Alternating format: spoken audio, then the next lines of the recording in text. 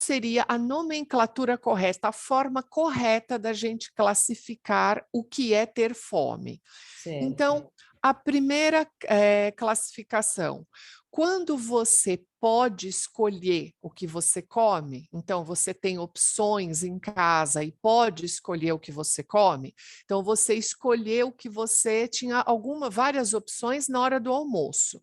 Então você tem como escolher e você tem certeza que você vai jantar, você vive na segurança alimentar. Você tem uma segurança com relação à sua comida, você tem variedade e você sabe que você vai fazer a sua próxima refeição. Cardápio já mais reduzido, você já não tem carne todo dia, você tem uma quantidade menor de alimentos no seu prato e você, quando faz uma refeição, não sabe se vai poder fazer outra, você tem uma dúvida, será que eu vou conseguir jantar?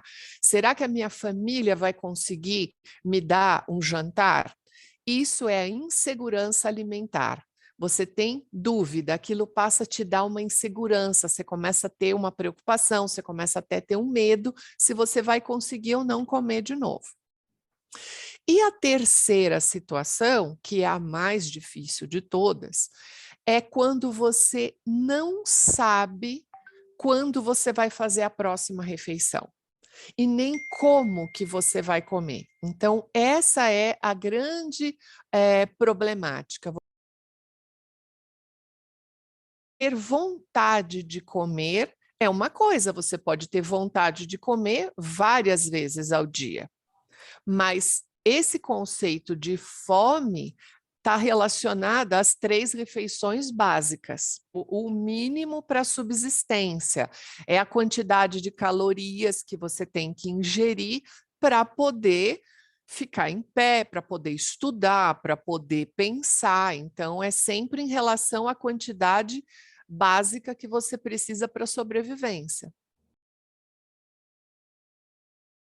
Quando a gente pensa em agricultura, a gente tem que separar em 2 patamares. A agricultura, que é o business do agro, que é o exportador, né, que é aquele que produz em larga escala para exportar.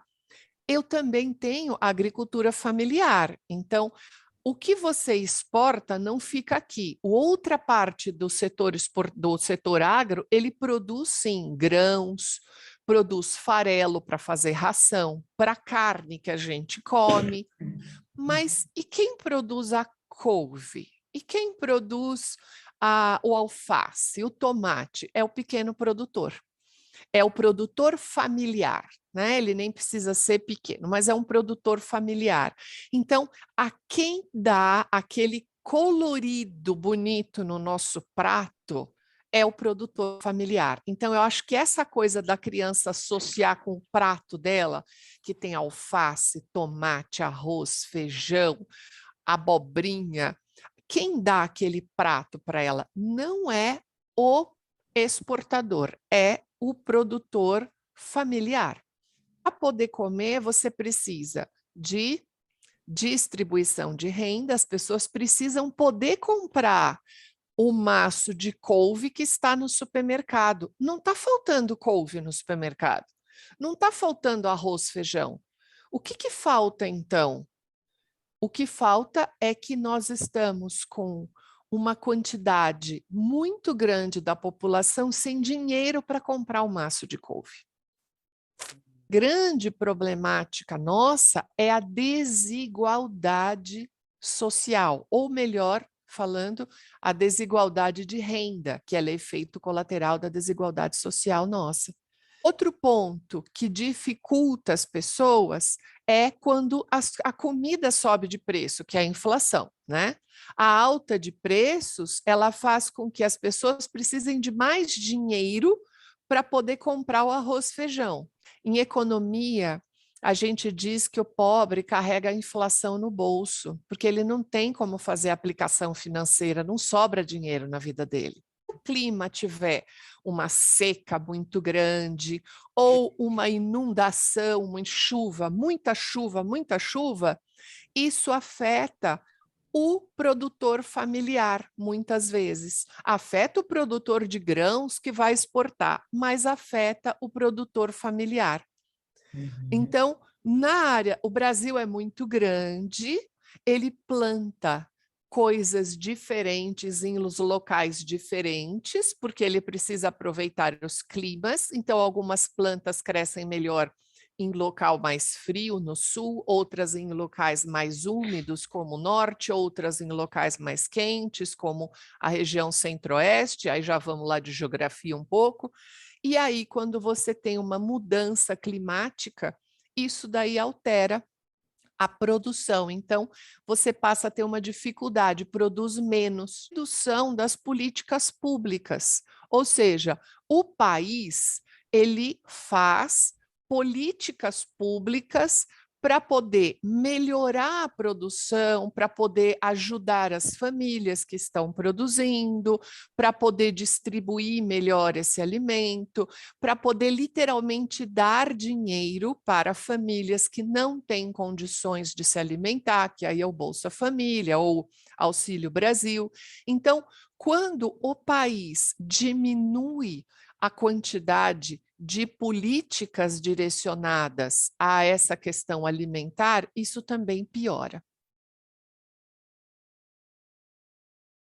O setor privado, na medida onde ele utiliza o reaproveitamento de restaurantes e de supermercados e direciona isso para uma outra fonte de distribuição, e você tem vários programas como esses. Atitudes, programas, incentivos e estímulos que unam o desperdício com o grupo que necessita de alimento é algo muito importante, porque esse processo inclusivo, ele inclusive gera renda, gera emprego, porque essas estruturas ficam grandes, você tem a tecnologia para te ajudar, de ONGs que você pode realmente fazer doação, ONGs sérias como combateafome.org, por exemplo. Primeira coisa que qualquer pessoa pode fazer é não desperdiçar a comida. Sobrou comida em casa, sobrou na sua panela. O que que você faz? Você congela. Produzir mais com menos é quando você, por exemplo, utiliza o legume inteiro. Você vai fazer uma couve refogada, por exemplo, você refoga a folha, o talo. Isso é o que eu faço na minha casa, tá? Você pica bem pequenininho e coloca ele para cozinhar no arroz. Aí você come arroz com o talo da couve, que tem muita vitamina. Você preparar as refeições mais nutritivas, né, não comer tantas coisas ultraprocessadas. Então, quanto mais saudável, melhor, porque você se alimenta melhor, a sua saúde é melhor, você fica menos doente. O ponto que a ONU defende é defender o fome zero. Hashtag fome zero. Então, o que, que é esse fome zero? É o seu papel e o papel do seu país na construção de um mundo onde não tenha ninguém com fome, né? Então, pensar nos recursos, desenvolver estratégia, descobrir novas dados para contribuir com esse combate à fome. Então, para você ter ideia, esse é o quarto ponto da ONU, é uma inserção, ou seja, você passar a entender que essa questão do fome zero, ela é uma coisa relevante para o mundo todo. Não é possível que em 2022 a gente ainda tenha uma quantidade tão grande de crianças passando fome no mundo. Criança, entenda que se a comida sobrada no prato está errado, porque tem outra criança que poderia comer aquilo, eu acho que esse é o grande ponto central, porque o grande problema do desperdício está nos pais.